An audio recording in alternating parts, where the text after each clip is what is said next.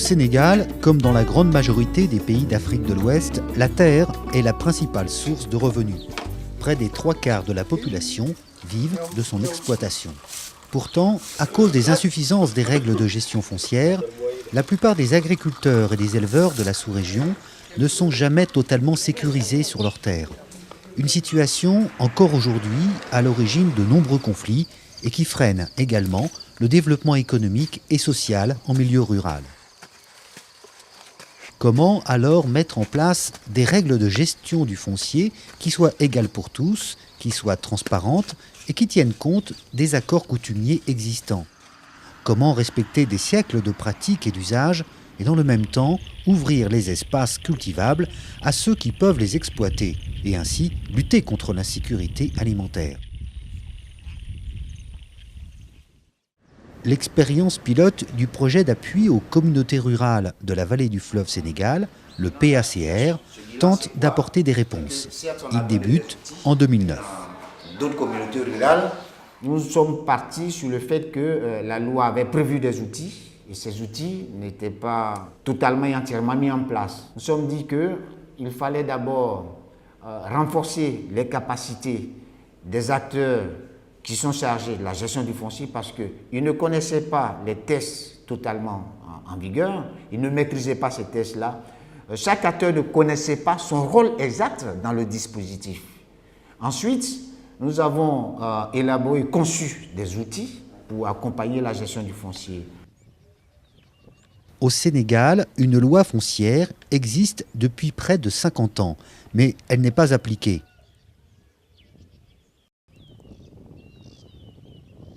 Aux abords du fleuve Sénégal, ce sont encore les pratiques coutumières qui régissent l'essentiel de l'occupation des terres, avec, quelquefois, dans ces processus, une absence de gestion rationnelle et susceptible de bloquer le développement économique et même d'engendrer des conflits.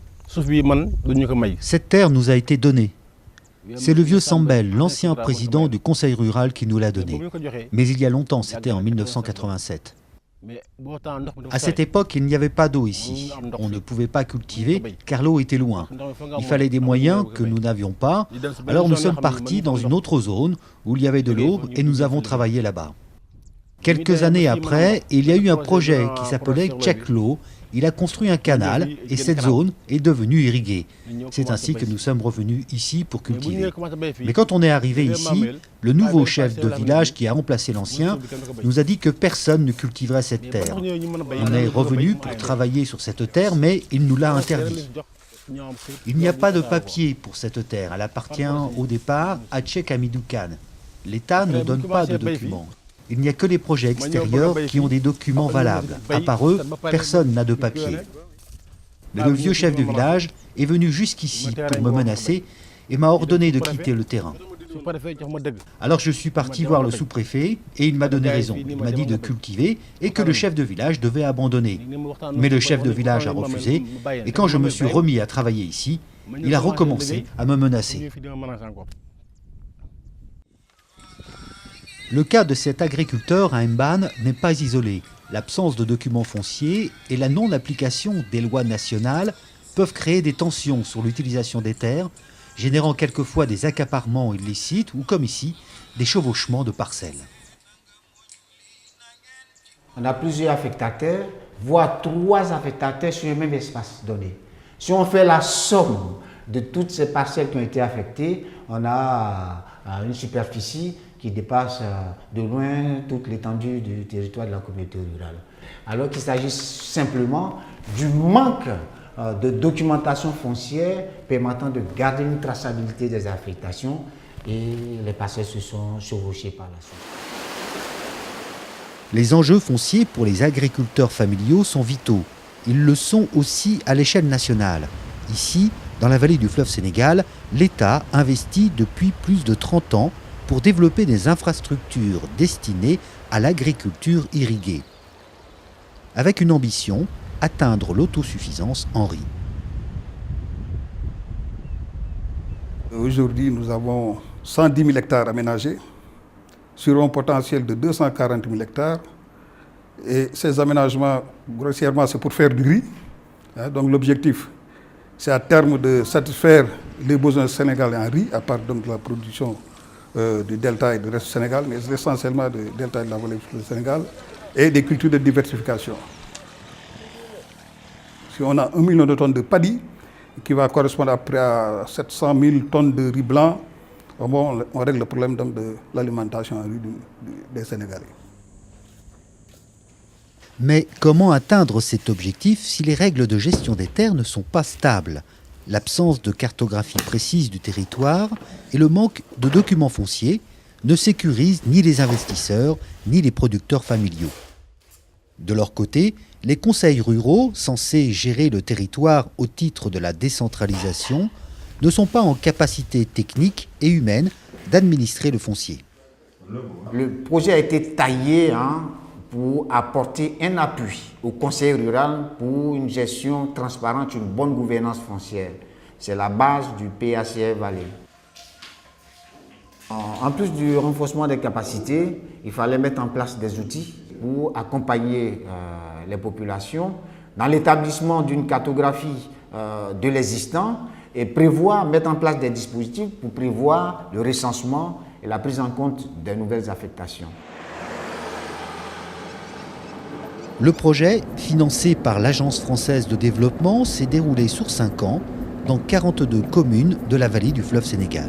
Toutes ont reçu des cartes de leur territoire, établies en concertation avec les populations et qui délimitent les ressources disponibles ainsi que l'occupation et l'usage des sols.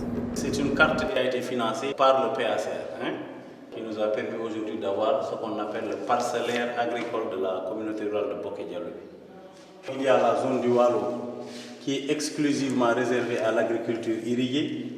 Il y a la zone du Djeri Moins où on est aujourd'hui. Il y a la zone du Djeri A et la zone du Djeri B qui sont des zones exclusivement pastorales. C'est-à-dire que ça évite surtout la confusion. Ça permet à la commission domaniale de savoir que dans telle zone déjà, il y a une parcelle affectée délimitée. Donc c'est pour éviter le chevauchement. Au lieu d'affecter 2 fois, 3 fois, au moins on sait que dans telle zone, il y a tant de parcelles qui sont déjà affectées, occupées, où les propriétaires sont déjà implantés.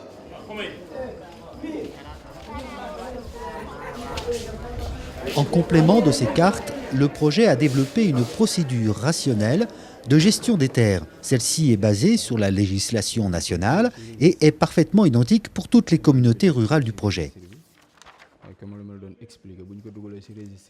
Cette gestion légale s'appuie sur des outils spécifiques implantés par le PACR. Ici, on a le GPS qui permet à la commission domaniale à chaque fois de prendre les coordonnées.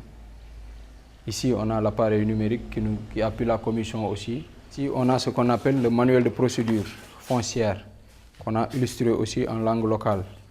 Ici, on a le registre de dépôt des demandes. Il nous permet de suivre la traçabilité de toutes les demandes. Ici, on a le registre de foncier. Le registre foncier, donc après avoir délibéré, donc le processus continue au niveau du registre foncier. Ici, on a l'atlas. Il y a beaucoup de cartes. Les zones ont été photographiées par satellite.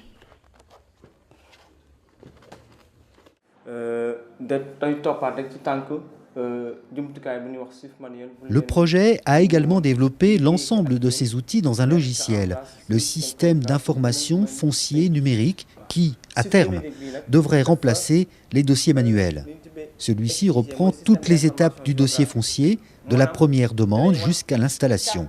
Il devra permettre de regrouper toutes les informations foncières de l'ensemble des communautés rurales. Si l'ensemble des membres des conseils ruraux ont été formés par le projet, ce sont surtout les assistants communautaires, qui sont les véritables chevilles ouvrières des procédures foncières. Comme ça en va, c'est la communauté rurale qui ferme, à mon avis.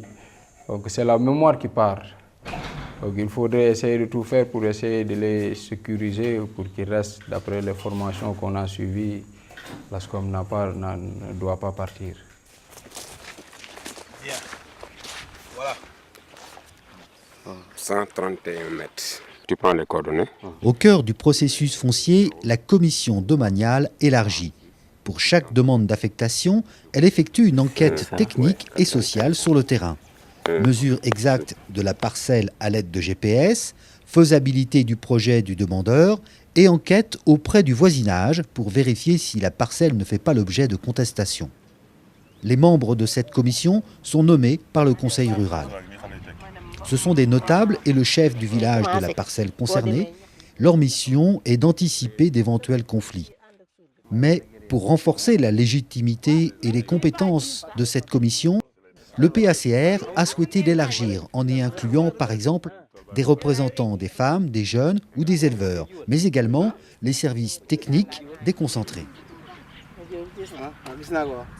La philosophie qu'il y a derrière l'élargissement des commissions domaniales, c'est de pouvoir insérer dans ces commissions des agents de services techniques qui pourront donner un avis technique pour la mise en place d'un projet d'élevage, par exemple, ce serait l'agent de l'élevage, d'un projet, une réserve forestière, ce serait donc l'agent des eaux et forêts. Donc, en les intégrant, c'est clairement pouvoir bénéficier de leur appui conseil technique pour faciliter la délibération du conseil rural.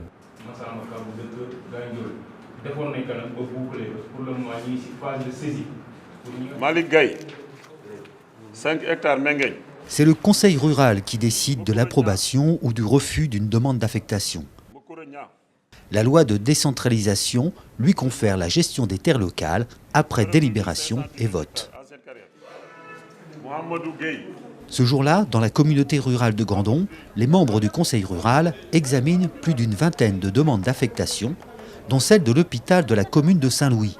En manque de terrain disponible sur son territoire, le centre hospitalier s'adresse à la commune de Gandon pour obtenir 1 hectare qui servira à traiter ses déchets hospitaliers. On ne peut pas accepter la demande de l'hôpital de lui donner 1 hectare parce qu'on a déjà donné une grande superficie à la commune de Saint-Louis et ils n'ont jamais respecté le protocole qu'on avait signé. Maintenant, en plus, des gens font des demandes et n'ont jamais eu de réponse. Et ce sont des gens qui habitent le terroir. C'est comme ça depuis 2011. Depuis 2011, La demande de l'hôpital risque d'avoir des effets négatifs sur la population. Je propose qu'on crée un comité qui va discuter avec l'hôpital pour savoir comment cette parcelle de déchets va être gérée.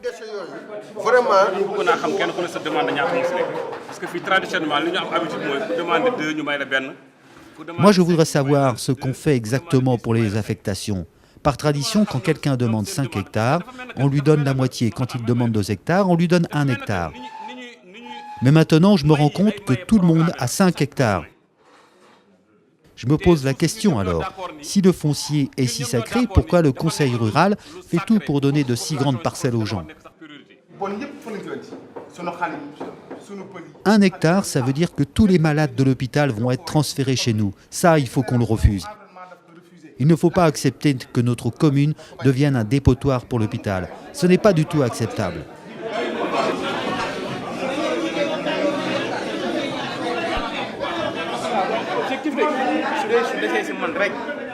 Ce n'est pas en polémiquant que l'on va sortir d'ici. Non, on ne peut pas couper ses collègues. Non, tout le monde est élu ici. Tout le monde parle. En même temps, il faut se respecter quand même.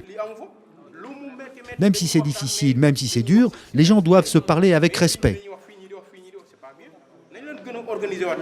Le processus de décentralisation est irréversible au Sénégal.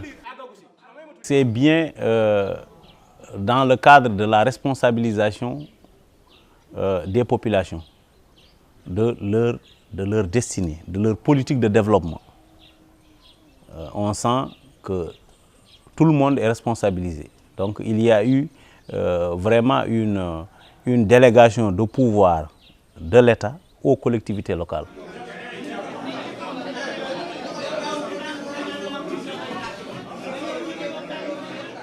Les conseils ruraux perdaient un peu de leur pouvoir vis-à-vis de la population. Si vous demandez à être affecté sur une terre et que le conseil n'a pas les moyens d'envoyer la commission domaniale faire le constat de cette terre-là, voyez que quelque part, le Conseil perd un peu de ses prérogatives vis-à-vis des populations. Depuis notre intervention, depuis qu'on a formé donc les ASCOM, les commissions domaniales et même les PCR eux-mêmes, et le Conseil rural se retrouve aujourd'hui au centre du dispositif. C'est très clair, lorsqu'on travaille avec des communautés rurales où est intervenu les PACR avec d'autres communautés rurales, on voit nettement la différence. Donc je crois qu'il y a eu un réel renforcement des capacités pendant ces 5 années, mais également un effort de les outiller, mais surtout de les responsabiliser pour que les gens pensent leur territoire par eux-mêmes. Donc les communautés rurales doivent décider librement.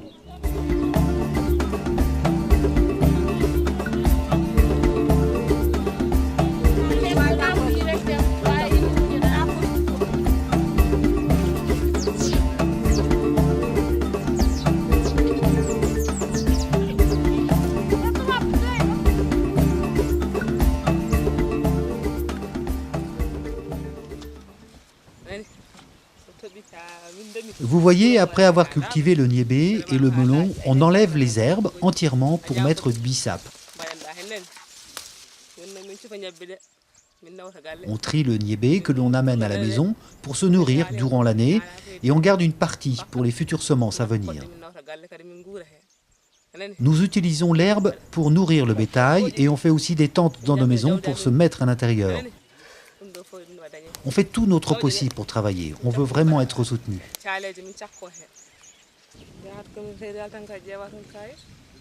Pour avoir un document foncier, il faut aller à la communauté rurale et ce papier sécurisera votre terre.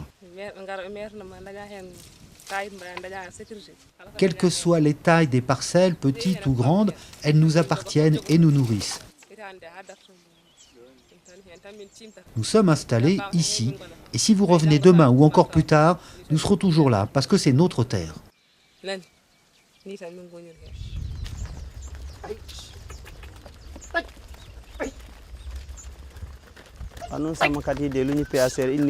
Nous, les éleveurs, nous sommes contents de ce qu'a apporté le PACR. Il y a d'abord les tableaux pour les pistes de bétail, le projet d'élevage pastoral sur 5 hectares qui est en cours de réalisation dans la communauté rurale de Diama. Il y a même une motopompe qui a été installée.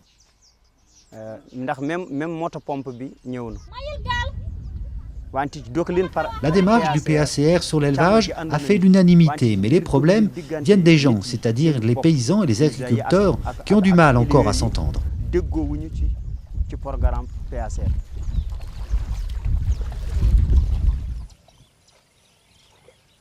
La majorité des opérations foncières effectuées pendant les 5 années du projet ont été des régularisations, c'est-à-dire la légalisation de l'occupation ou de l'usage d'une parcelle.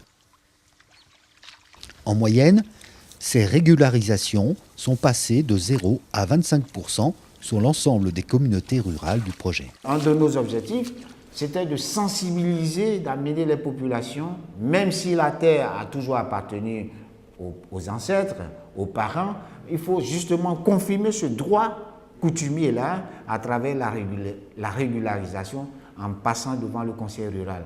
Comme ça, au moins, tu as un petit papier qui te sécurise davantage. Ils croient le fait que ce sont les premiers qui sont installés et que au moment de leur installation, il n'y avait personne. Ils croient que ces terres leur appartiennent. Mais la terre appartient à l'État. C'est ce qu'on appelle le domaine national. Et ce domaine national-là, comme on le comprend, c'est très difficile. Les paysans n'acceptent pas tellement ça. Mais des organismes comme le PACR nous ont permis de sensibiliser l'essentiel de ces populations et ils ont un niveau d'entendement très élevé par rapport à ça. Ce qui fait que nous, au niveau de notre arrondissement, on n'a pas tellement de problèmes par rapport à ce que vous appelez droit coutumier. Ils comprennent, ils acceptent le domaine national sur l'essentiel.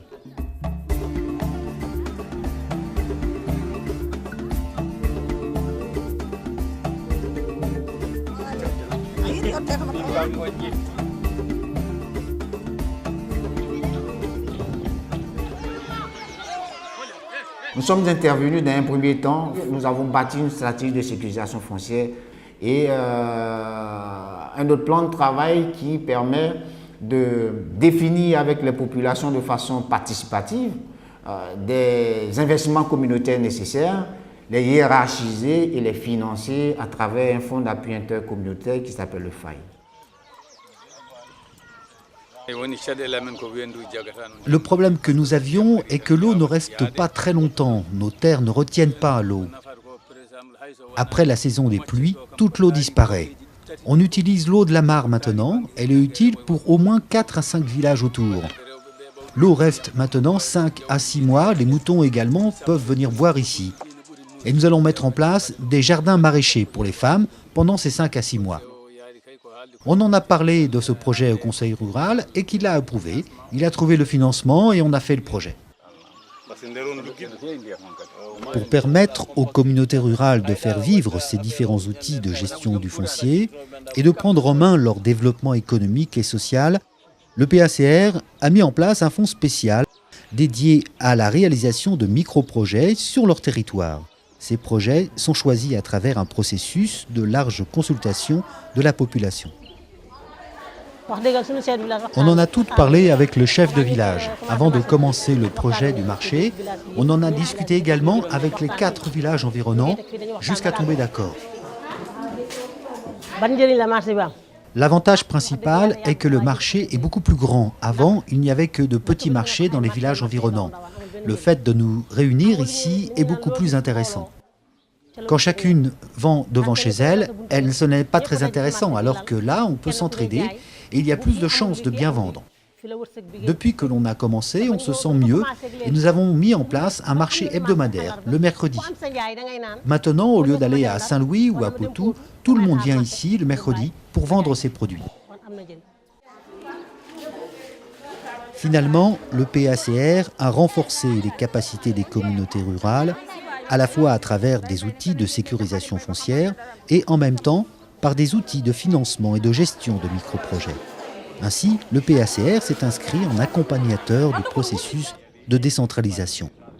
Une décentralisation souvent anémique, par manque de moyens et fortement dépendante des aides extérieures. Il y a des compétences certes qui ont été transférées aux collectivités locales, mais dont également les moyens ne sont pas transférés. Il s'agit juste d'un transfert de compétences. Donc les collectivités locales doivent aller chercher d'autres partenaires, des programmes, signer des conventions. Donc nous avons eu à signer des conventions vraiment importantes. Mais si par exemple le PACR est en train de partir ou part, donc sans autres partenaires, tu verras des budgets extrêmement réduits parce que sans investissement, on ne peut pas. Voilà, on ne peut pas. Que restera-t-il des changements introduits par le PACR? Les communautés rurales auront-elles les moyens financiers et humains pour entretenir les outils apportés par le projet? L'appropriation par les élus et les populations des nouvelles procédures mises en place sera-t-elle suffisante ou nécessitera-t-elle encore d'être accompagnée? L'appropriation de ces outils, en 4 années, c'est déjà bien, mais il serait illusoire de se limiter à ces 4 années-là. Il faut nécessairement qu'il y ait un service qui les accompagne. Dans le cas de la pérennisation des acquis du PACR, c'est la structure qui avait exprimé le besoin de mettre en place ce programme-là, en l'occurrence la SAED, qui est chargée de prendre la relève et d'appuyer l'utilisation des outils dans les communautés rurales. C'est l'acte 3 de la décentralisation qui est en train d'être cogité au niveau de l'État. Donc, par rapport à cette dynamique de changement au niveau des communes rurales, certainement on aura de nouveaux besoins en matière d'appui en ressources humaines, également même en matière de réadaptation des outils qui ont été élaborés. Il faudrait maintenant les redimensionner par rapport à la nouvelle configuration qui va administrative, en tout cas, qui va voir le jour dans les prochains mois. Mais la question foncière ne se réduit pas à un simple problème d'outils et de procédures. Il s'agit souvent, en premier lieu, de relations entre les hommes autour de l'accès à la terre. Est-ce que la population s'est réellement approprié les nouvelles approches implantées par le PACR? Le projet a-t-il réussi à infléchir positivement des relations et des pratiques construites au fil des siècles? Les outils viennent faciliter une gestion. La gestion est prise en amont, c'est une volonté politique. Tant que la volonté politique ne s'accompagne pas avec une bonne campagne de sensibilisation pour avoir l'adhésion des populations concernées, les outils, ça ne servira à rien du tout. Travailler sur l'homme, modifier les attitudes, donner de nouvelles capacités prend plus de temps que de travailler la matière, de faire un canal, etc. Donc de ce point de vue-là, la durée du projet peut être considérée comme un handicap important. Ce n'est pas parce que c'est un projet de 5 ans que c'est handicapant en soi-même, mais c'est parce que c'est un projet de 5 ans qui intervient au plan sociétal sur les hommes.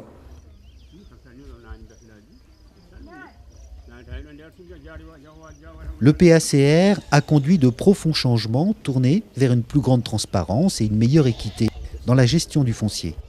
Il a ainsi ouvert de nouvelles voies permettant d'articuler usages ancestraux de la terre et règles légales.